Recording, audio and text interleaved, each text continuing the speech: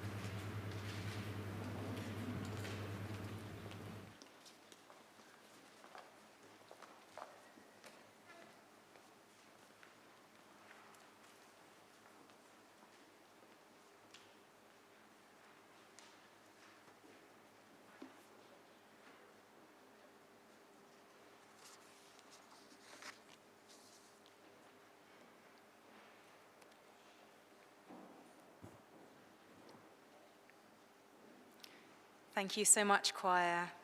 So, good morning once again. Welcome to our spiritual home for open minds. My name is Reverend Kate Dean. I am proud to serve as the minister for this beautiful and sacred community. Whoever you are and however you are this morning, there is a space for you here. A reminder that we have a children's chapel and creche today with children for children aged 2 and above. Babies under 2 are welcome to join the creche but need to be accompanied by an adult. With government restrictions now lifted, we do encourage the use of masks and hand sanitizer, but these precautions are now a matter of personal choice. Do join us for refreshments at the back of the chapel at the end of the service. And if you're watching at home, you can join us for tea and conversation in the virtual side aisle at midday. And the Zoom link is in the YouTube description if you click on the Connect link there, or also in our weekly update email. This afternoon, there's going to be our monthly Death Cafe at 2 p.m, so talking about end-of-life matters over tea and cake. And don't forget the new online evening course for Lent, Hearing God in Poetry, which starts this Wednesday, the 2nd of March at 7 p.m. You can find information about this and all of our activities on our chapel website. And if you prefer a paper copy, you can pick up our Open Mind newsletter. The March edition is now available from the steward's table. We are an independent registered charity and we rely on your contributions to continue our work. We take the collection at the end of the service, and you can also donate using the donate button on our website.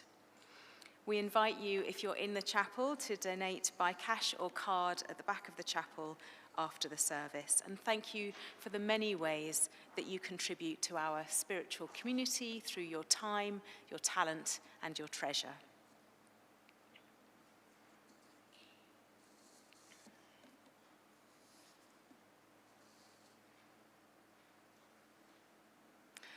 We begin this part of our worship with our chalice lighting.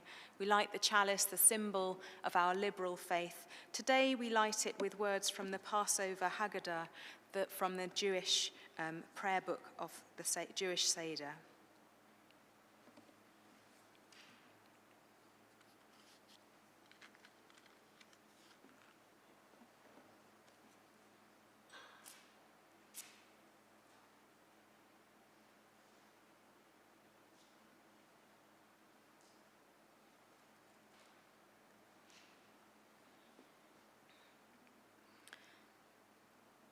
May the light we now kindle inspire us to use our powers to heal and not to harm, to help and not to hinder, to bless and not to curse, to serve you, Spirit of freedom.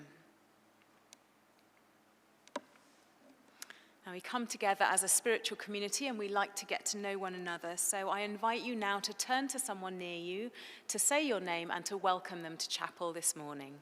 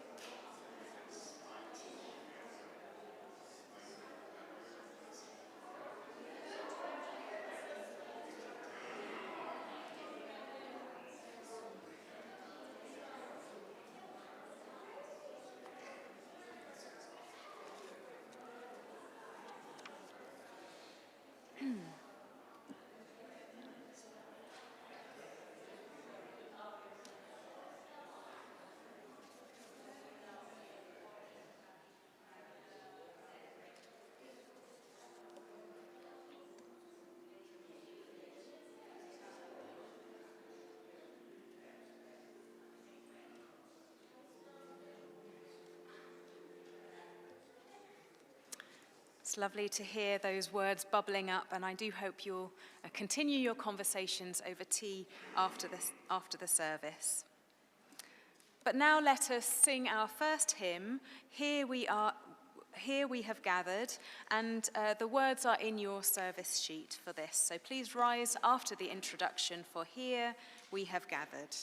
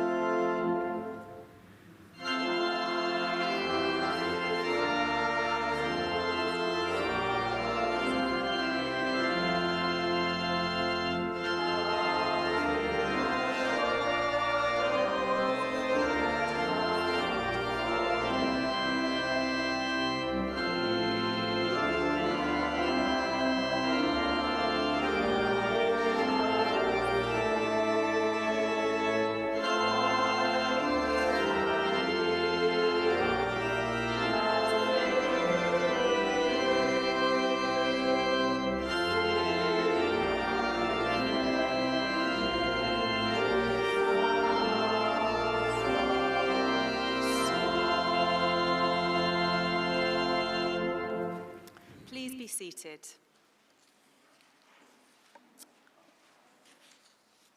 And now I have a story for all ages, but I'll ask the children and young people just to come forward for this, I think. Please do come and join me.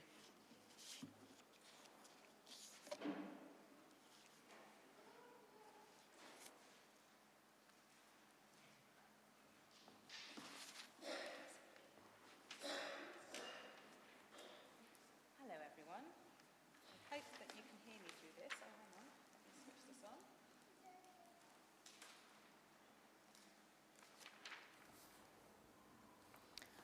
So today we're thinking about our words and our actions and how they ripple out and affect other people. And so I've got a story called Learning to Forget. And it's from a lovely book by Margaret Silf called More Wisdom Stories.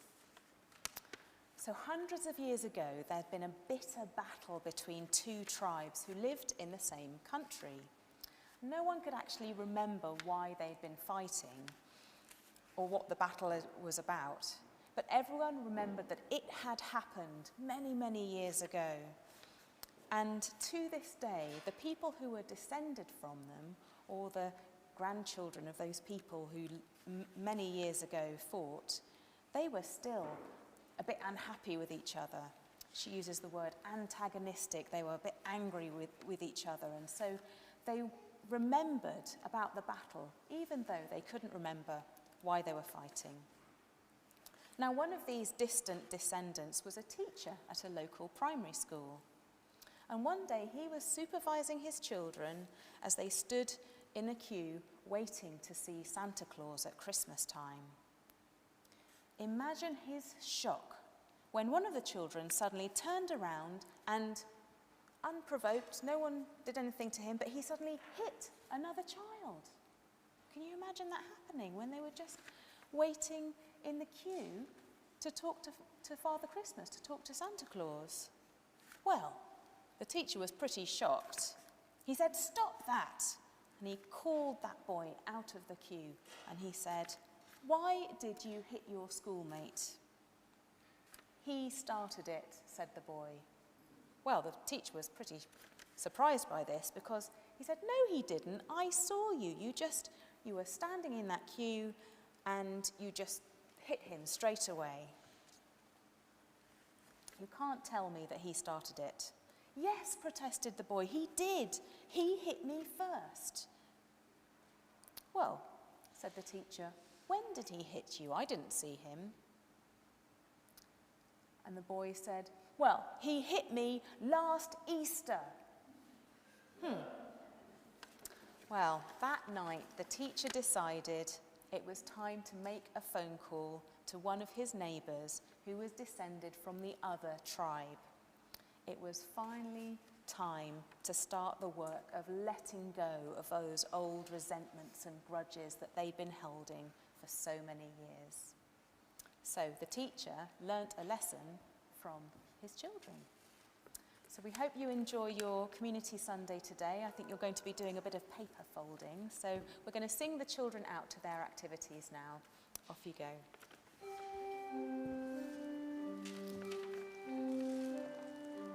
Go now in peace, go now in peace.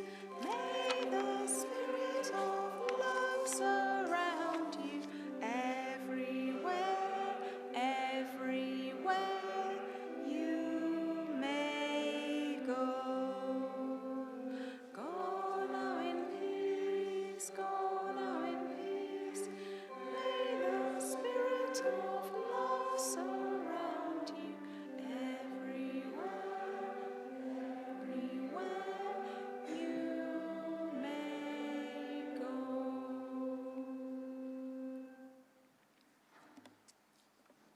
I invite you now into a time of prayer and meditation.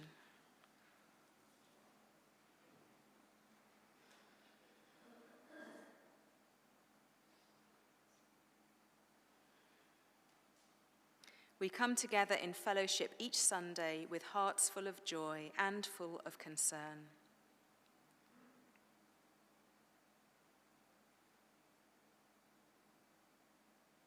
As the spring shoots begin to appear, We give thanks for the changing in the seasons and tentatively hope for better days to come. And yet we also hold in our prayers the ordinary people of Russia and Ukraine, and all those who suffer as a result of conflicts around the world at the hands of violent powers.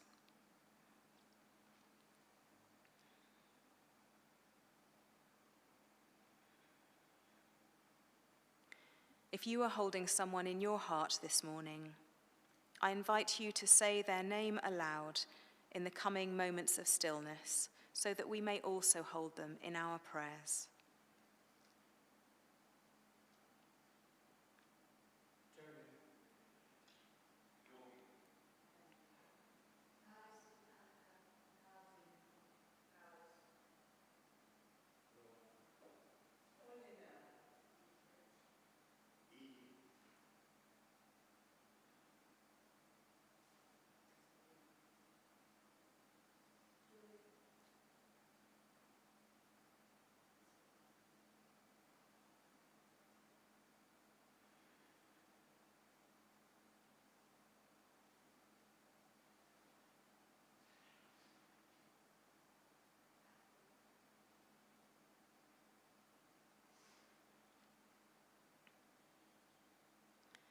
Spirit of life and love, God of our hearts, we give thanks for those who bring us joy and pray for the safekeeping of those whom we hold in concern. For all those names, spoken and those left unsaid, may they be surrounded by the loving kindness that we offer them today. Blessed be, and amen.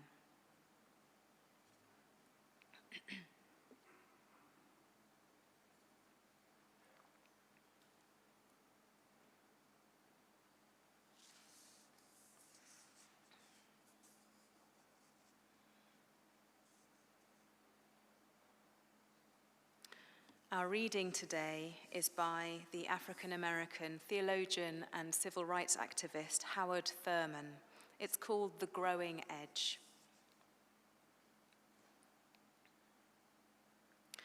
All around us, worlds are dying and new worlds are being born. All around us, life is dying and life is being born. The fruit ripens on the tree. The roots are silently at work in the darkness of the earth, against a time when there shall be new lives, fresh blossoms, green fruit. Such is the growing edge. It is the extra breath from the exhausted lung, the one more thing to try when all else has failed. The upward reach of life when weariness closes in upon all endeavor. This is the basis of hope in moments of despair. The incentive to carry on when times are out of joint and men have lost their reason. The source of confidence when worlds crash and dreams whiten into ash. The birth of a child, life's most dramatic answer to death. This is the growing edge incarnate. Look well to the growing edge.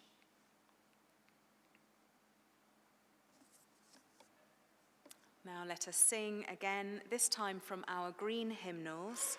It's hymn number 45, you'll see the number up there. Come down, O love divine. There's a little bit of love coming down from the organ at the moment as we find our places. That number once again, hymn 45, Come down, O love divine. And right, off we go.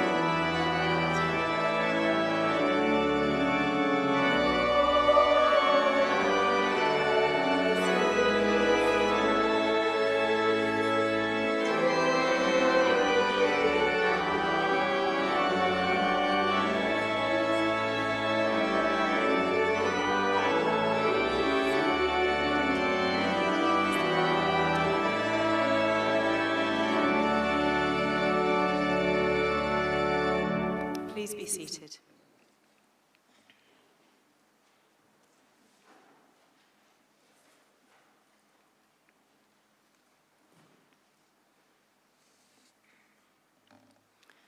Let us now enter into a time of prayer and meditation with words by Reverend Michelle Lagrave.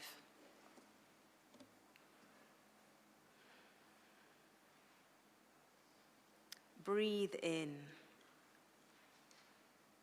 Slowly now breathe out.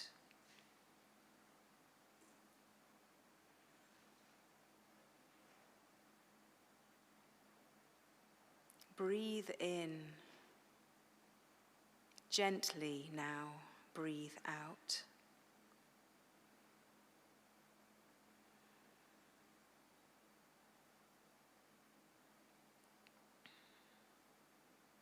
Listen to your breath. Listen for another's breath.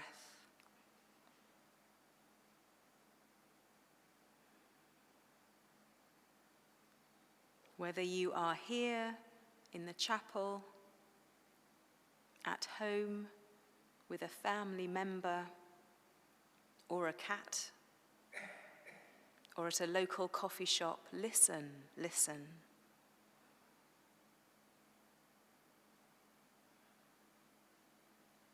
Now place your hand on your chest.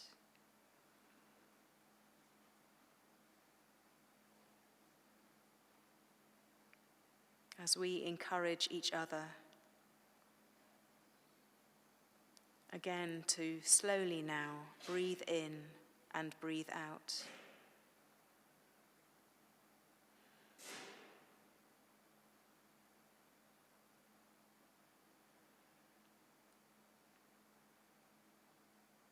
Some of us hear with our ears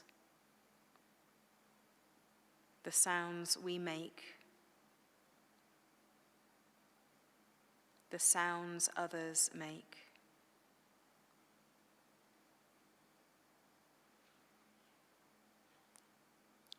Some of us hear with our eyes, watch lips and hands and arms and body movements.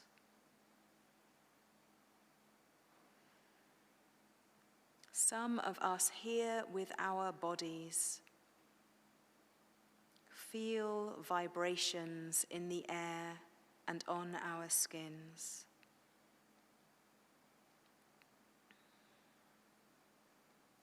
Slowly now, breathe in, breathe out. Listen in the many ways you know how.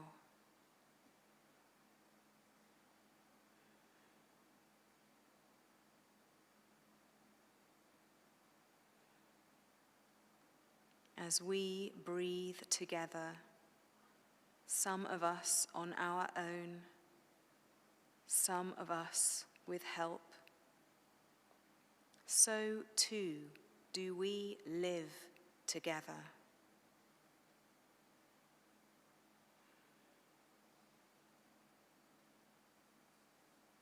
Gently now, breathe in, breathe out.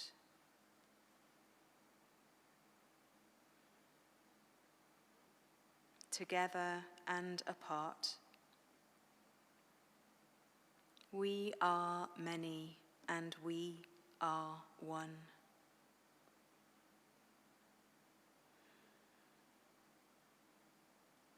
Breathe in, breathe out. Listen in the many ways you know how, as together we enter into the silence and stillness.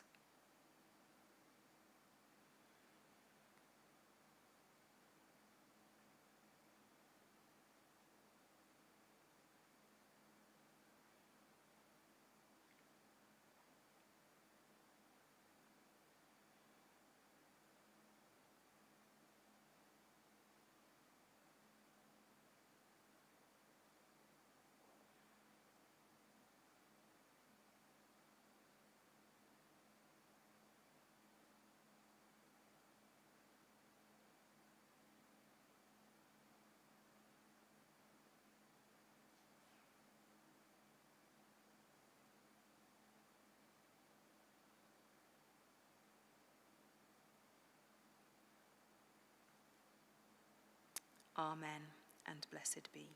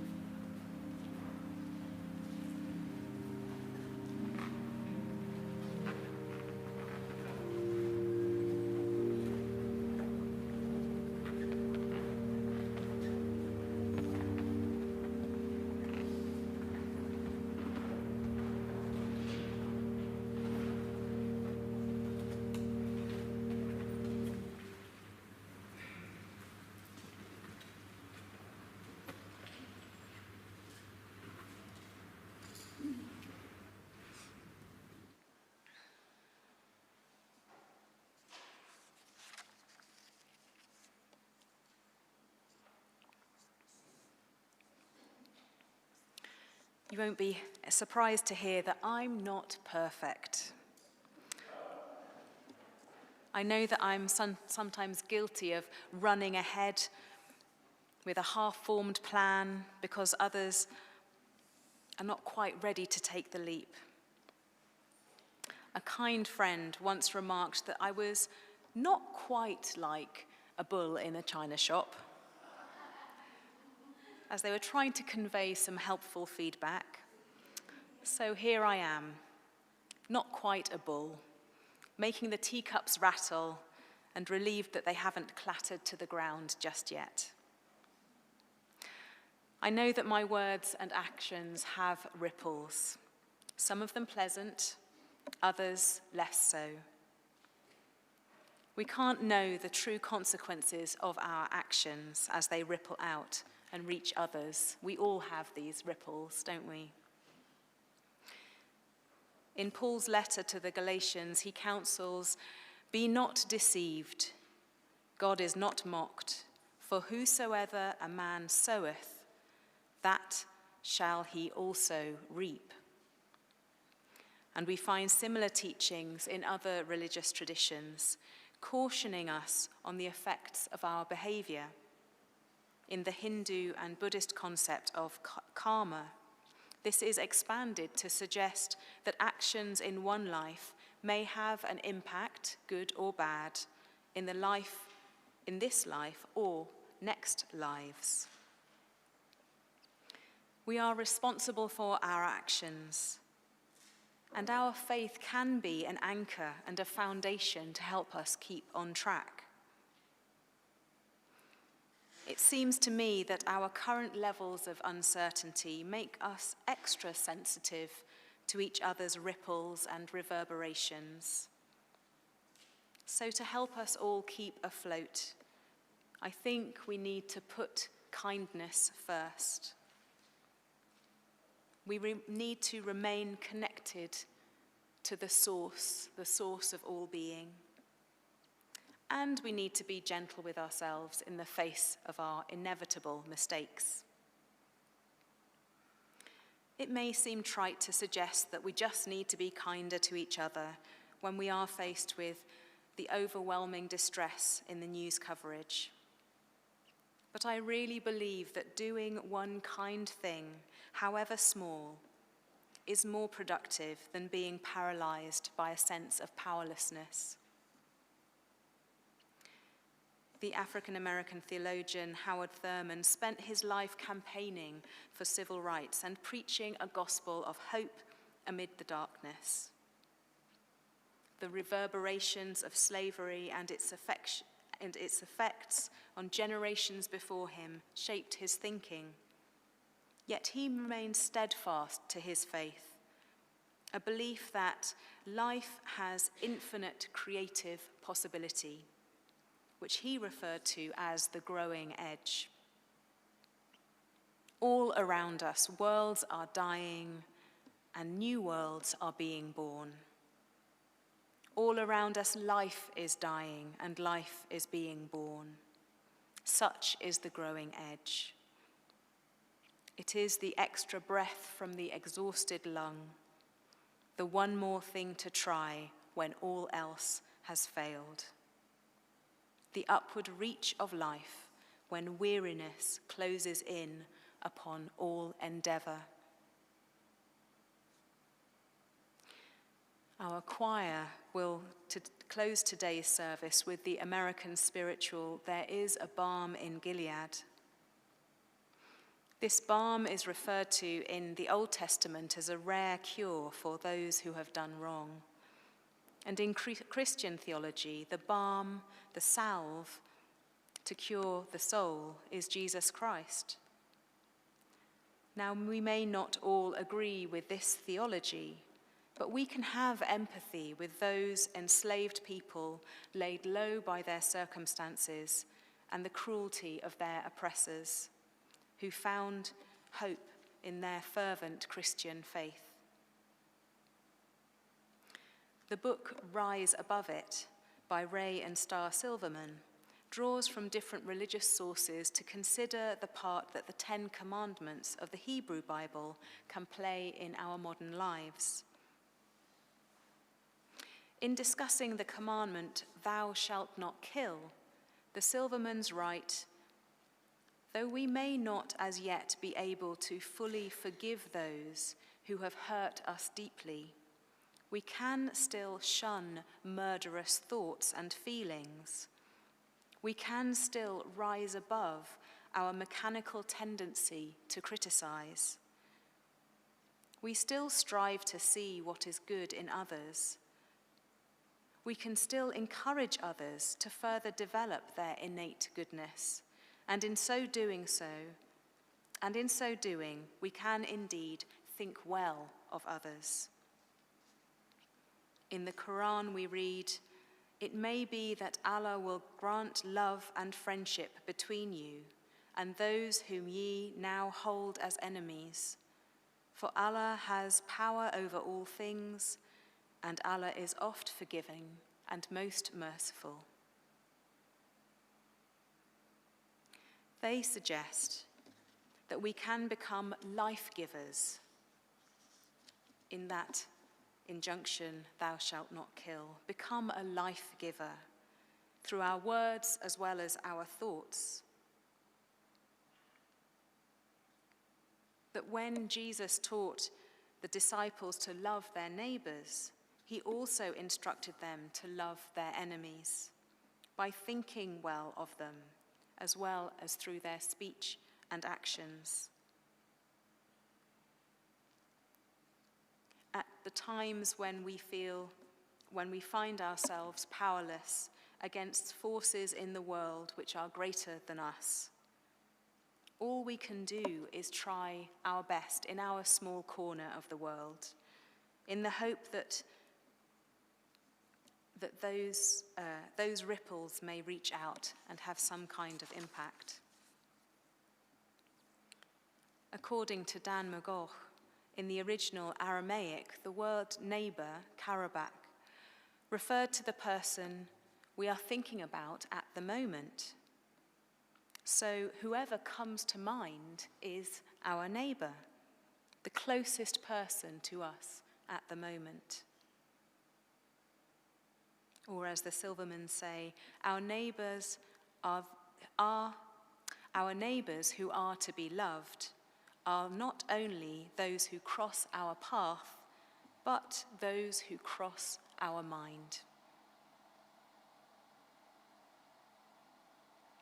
So as we attempt to have a positive effect in the world by widening our circle, may we send out the right kind of ripples by putting kindness first, remaining connected to the source of all being gentle with ourselves. We can put kindness first in our conscious efforts as well as random acts of kindness. Our own dear chapel member Ingrid Tavkar, who is mostly confined to her home these days, has been delighting our chapel WhatsApp group by posting photos of her random acts of crochet kindness. Little flowers and worry worms, and depending on the season, snowmen, Valentine love hearts, and now 4-leaf clovers. We have been hanging these random acts of crochet kindness outside on our gates. You may have seen them some weekends. And I know friends of the chapel have been distributing them for people to pick up, just to make them smile. A while back, I noticed that someone had taken one of the little crocheted creations, but left the pouch behind. And on a closer inspection, I found a little note inside the pouch. It said, "Thank you, you made our day." Another chapel member was in a provincial town and watched as the crocheted love heart that she'd hung on a hedge was taken by an elderly gentleman to give to his equally elderly sweetheart. As we set an intention to send out more gentle ripples in action and behavior, here's a challenge for you, borrowed from that book, Rise Above It.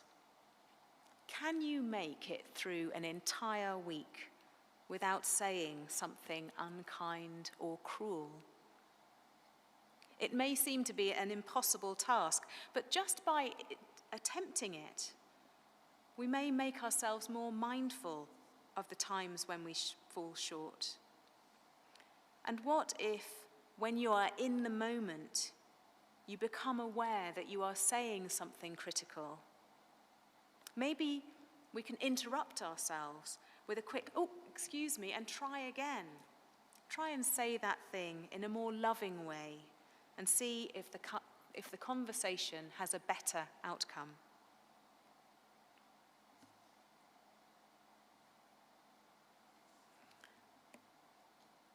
And can we remain connected to that source, whatever you perceive that higher power to be?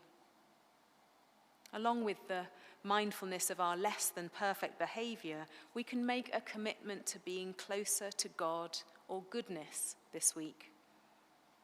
We can remain connected to the source of all being, whatever we consider to be of ultimate concern.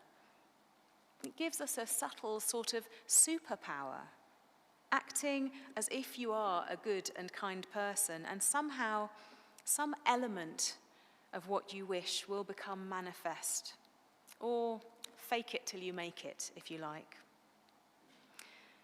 In the words of the Dalai Lama, realistically, I think the most important thing we can do to minimize the harm we inflict in our everyday lives is to apply discernment in our behavior and to follow that natural sense of conscientiousness which arises from the enhanced awareness that discernment brings us. And, of course, as I often remind myself, only God is perfect. So we are still bound to make mistakes on the way. We need to be gentle with ourselves in the face of those mistakes. When you've been doing your best, practicing your discernment, when a hot-headed remark jumps out of your mouth, at those times, it's important not to chastise yourself too much. Just acknowledge the mistake, let it go, and move on. And so I end with those final words of Howard Thurman and On the Growing Edge. This is the basis of hope in moments of despair, the incentive to carry on when times are out of joint and men have lost their reason, the source of confidence when worlds crash and dreams whiten into ash, the birth of a child, life's most dramatic answer to death. This is the growing edge incarnate.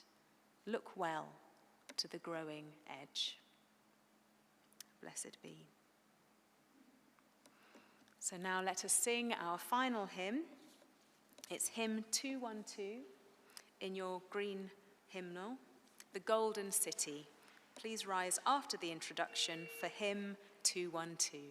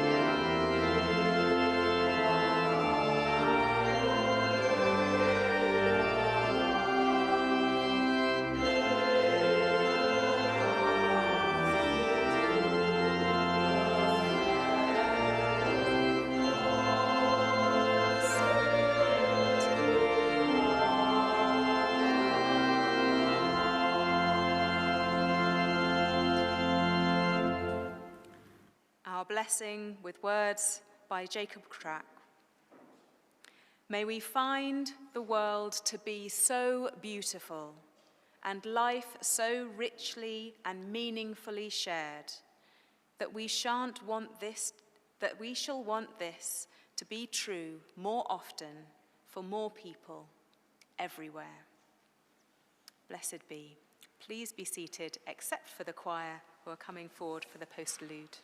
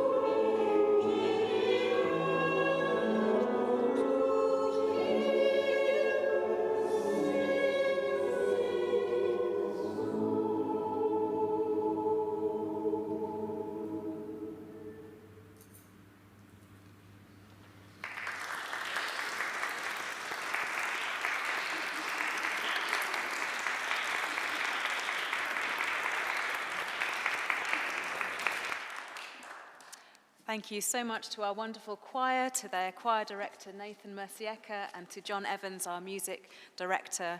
And thank you to all of you for joining us. Please do join us for tea and conversation in the side aisle, in the virtual side aisle, and at the back of the chapel. And a reminder that the collection basket is also at the back of the chapel. Thank you, everyone.